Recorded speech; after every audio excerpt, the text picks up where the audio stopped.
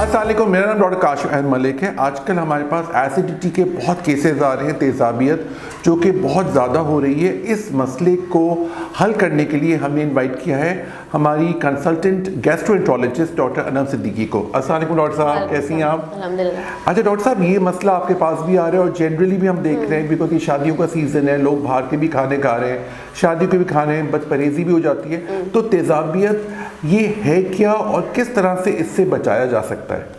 अच्छा, तेज़ाबियत जो है मतलब मैदे की सोजिश की वजह से होती है।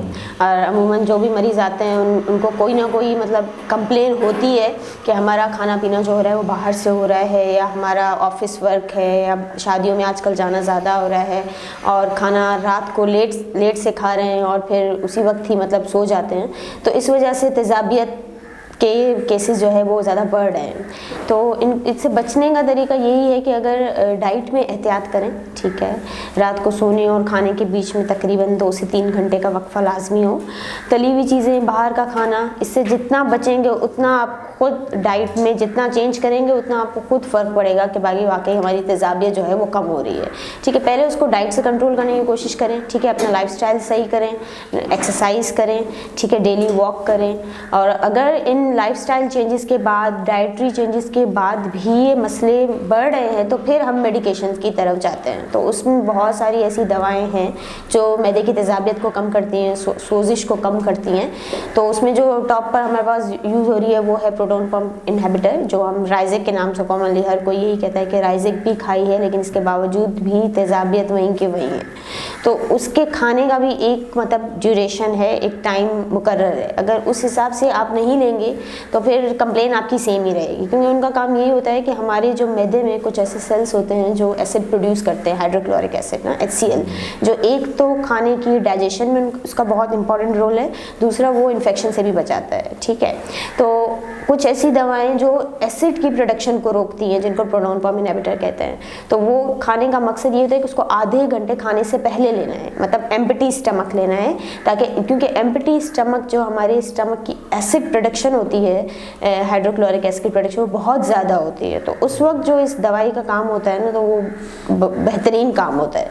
तो लोग अक्सर दवाएं लेते तो कहते हैं मैं राइज़ेक तो ले रहा हूँ लेकिन मुझे फ़र्क नहीं पड़ रहा। उसकी वजह यही होती है कि वो उस हिसाब से नहीं ले रहे, जैसे डॉक्टर ने बताया कि आधा घंटा खाने से पहले मतलब खाली पेट लेना है और उसके आधे घंटे के बाद खाना खाना है, ताकि वो अपना प्रॉपर फंक्शन कर सके। ठीक है डॉक्टर साहब। अच्छा डॉक्टर साहब, ऑफ कोर्स एसिडिटी है और एज अ डॉक्टर हमने देखा है कि एक स्टमक बग होता है जिसको आम जबान में तो नहीं कहूँगा, मेडिकल लैंग्वेज में हम लोग कहते हैं हेलिकोबैक्टर पाइलोरी।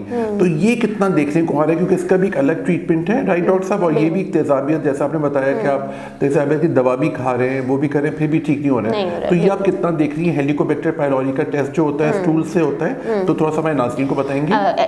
एसिडिटी की जो एक बहुत कॉमन वजह यहाँ पर देखी गई वो हेलिकोबैक्टर पाइलोरी है कि एक तो डाइटरी है, मरीज बताते हैं कि भाई हमारा खाने पीने में वाकई एहतियात नहीं है। जब वो बेहतर भी कर लेते हैं फिर भी सिम्टम्स परसिस्ट करते हैं, तो इसका मतलब है कि कोई और भी है। तो हम ज़रूर, जो एक पेशेंट कंप्लेन के साथ आता है कि मतलब भारीपन महसूस होता है, खाना खाने के बाद जलन होती है, खट्टी डकारें आती हैं, खाना वापस मुंह की तरफ आता है, और रात को सोते हुए भी खाना वापस मुंह की तरफ, सुबह को उठो तो तेज़ाबियत वाला जायका मुंह में आ रहा होता है, तो उन सब चीज़ों को देखते हुए हम उनका H पाइलोरी का टेस्ट करवाते हैं। ठीक है, H पाइलोरी के टेस्ट करने के बहुत सारे तरीके हैं, लेकिन सबसे जो बेस्ट रिजल्ट मिलता है वो H पाइलोरी स्टूल एंटीजन है। ठीक है, इजीली अवेलेबल है, इतना ज़्यादा महंगा नहीं है, तकरीबन टेस्ट भी विदिन 1 to 2 डेज़ में रिपोर्ट आ जाती है और मोर देन 95% इसके रिजल्ट्स हैं। तो अगर ये किसी का पॉजिटिव आ जाता है तो उसका एक ड्यूरेशन, एक ट्रीटमेंट प्रोटोकॉल है कि हमें 14 दिन के लिए पूरी एंटीबायोटिक का कोर्स देना पड़ेगा। ठीक है, फिर मरीज़ को हमें फॉलोअप पे रखना होता है। हम वो जो दवाएं हैं वो थोड़ी हैवी हैं, उसमें हमारे एंटीबायोटिक्स जो है वो थोड़ी हाई डोज हैं, क्योंकि उस जरासीम को मारना भी बहुत ज़रूरी है। क्योंकि 100 में से 30% लोग ऐसे होते हैं जिनमें ये जरासीम सिम्टम्स प्रेजेंट करता है, और 60% ऐसे होते हैं जो ये साइलेंट लेके चल रहे होते हैं लेकिन सिम्टम प्रोड्यूस नहीं करते। लेकिन हमें ट्रीट दोनों कंडीशंस में करना है। क्यों? इसलिए क्योंकि ये जरासीम आगे जाके जिगर का कैंसर भी कर सकता है, तो इसके लिए इसका इलाज बहुत ज़रूरी है। स्पेशली एल्डरली में, अगर कोई बड़ी उम्र का है तो उसमें कराना बहुत ज़रूरी है, क्योंकि उसमें भी कैंसर का रिस्क वही सेम बढ़ता है। तो इलाज पूरे 14 दिन देने के बाद हम मरीज़ को बता देते हैं कि एंटीबायोटिक हैवी है, इससे उल्टी मतली मोशन लग सकता है, तो लेकिन दवाई को रोकना नहीं है बीच में, क्योंकि पूरा 10 to 14 डेज जो रेजीम है उसको पूरा करना है।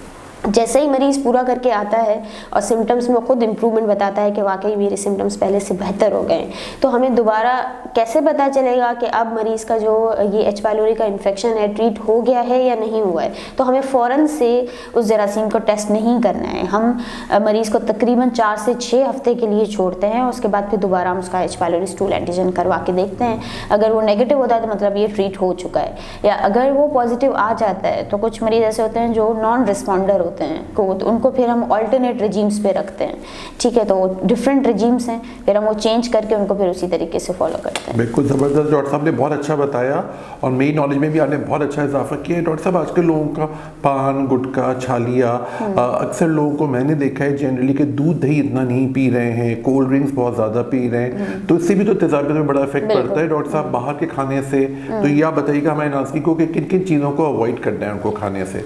अवॉइड करना है जो भी चीज़ें मतलब सेहत के लिए, सबसे पहले स्मोकिंग बहुत कॉमन रीज़न है आपका मतलब एसिड पेप्टिक डिजीज़ का, हर दूसरा बंदा स्मोक करता है। दूसरा ये कि वो पान गुटखे का इस्तेमाल जिससे ओरल हाइजीन भी ख़राब होता है। दूसरा ये कि वो पेट में जाके वो अलग मैदे पे सोजिश, मैदे पे ज़ख़म, अल्सर सब कर सकते हैं।